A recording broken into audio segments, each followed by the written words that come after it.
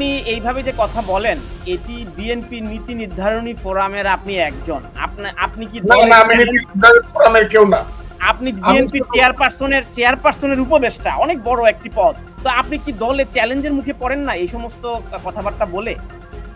আমাকে দল এখন পর্যন্ত কিছু বলে না। আর আমি কথা সবটা বলি মুক্তিযুদ্ধ সম্পর্কিত,